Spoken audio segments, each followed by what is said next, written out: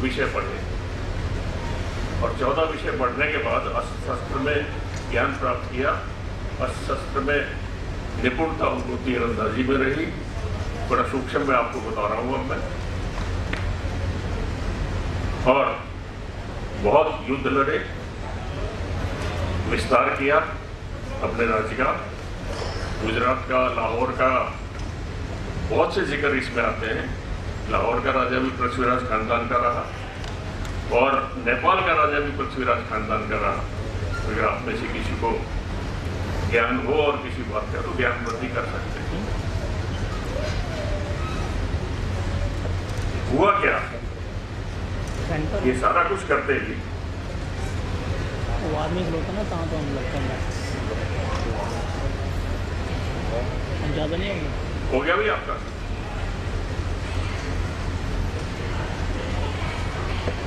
राणा जी 8 साल की उम्र में,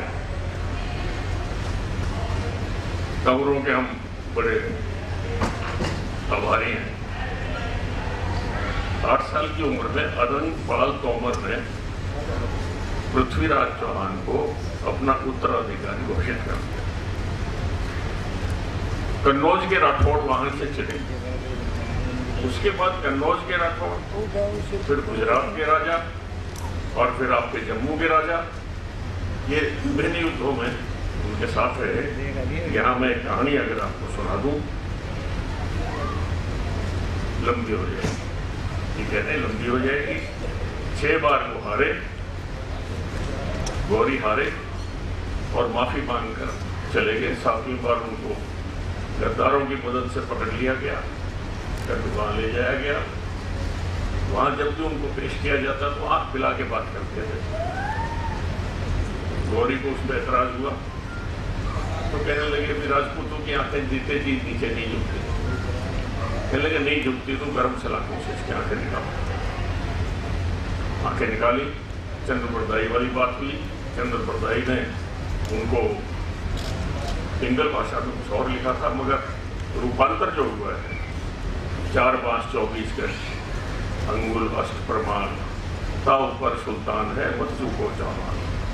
और फिर अंदाजा तो हो गया, बादशाह से कहा कि सुल्तान आप आदेश देंगे तो ही हमारे सम्राट तीर चलाएंगे, क्योंकि सिर्फ सुल्तान का आदेश मानेंगे। उनका आदेश और तीर कमान के पार, छाती को चीर, सुल्तान धराशायी और गौरी जहन्नुम ऋषि। हालात देखते हुए समझदारी से चंद्रप्रदायी ने और सम्राट पृथ्वीराज ने एक दूसरे को कटार मार के अपने आप को खत्म किया। उनका बेटा किसी तरह से, चंद्रप्रदायी का बेटा बचकर वापिस आया। वो सारा आंखों देखा हाल उसने रासों में पूरा किया। रासों पर भी लोग संदेह करने बैठ गए, खैर परंतु सिद्ध हो चुका है कि सब कुछ है। आपकी बातचीत में कई तरह के विचार सामने आए, बहुत अच्छे विचार इन्होंने रखे, तो चले गए वक्त उन्होंने भी बहुत अच्छे रखे, इसलिए आगे कुछ ज़्यादा कहने की आवश्यकता पड़नी नहीं चाहिए थी।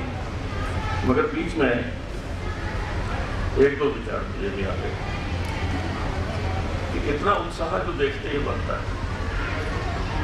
बेशक प्रोग्राम लंबा हो गया हो, मगर अभी तक प्रोग्राम बोर करने वाला नहीं हुआ, सिवाय मेरे भाई।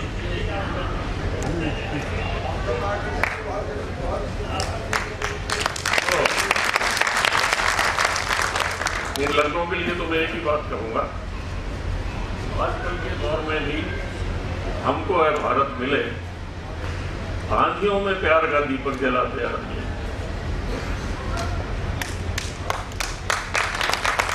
हाँ, मैं आशा कर रहा था ताली बजाएंगे। धन्यवाद। तो बाकी प्रोग्राम बहुत कामयाब रहा, लंबी बात मैं करना नहीं चाहता। कुछ बीच में ऐसा ध्यान जरूर आया था कि वो मेरा हाल सुनकर रोया भी, मुस्कुराया भी। अजीब शख्स है, अपना भी है, पराया भी।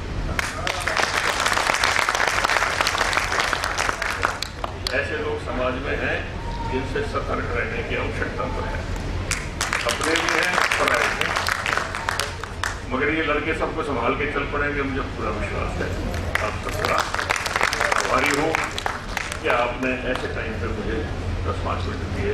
धन्यवाद।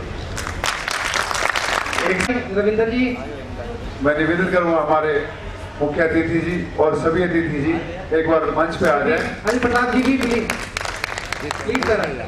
आज जिन सुरेश परमार जी आप भी सर प्लीज एक बार सारे लोग आ जाए बस। ये आज जिस संगठन ने कार्यक्रम रचा, जो छोटे भाई हैं वो बैठ जाए। सभी युवा भाई जो है वो जमीन पर बैठ जाए, कोई दिक्कत नहीं। वो युवा बैठ जाए नीचे।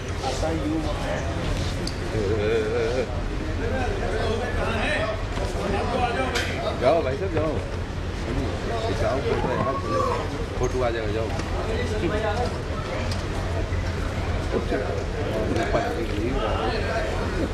कमल की कांट भी आ रही तू इधर देख। इतना खुश जैसे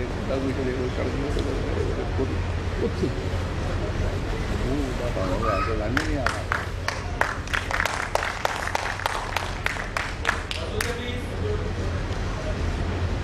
ओके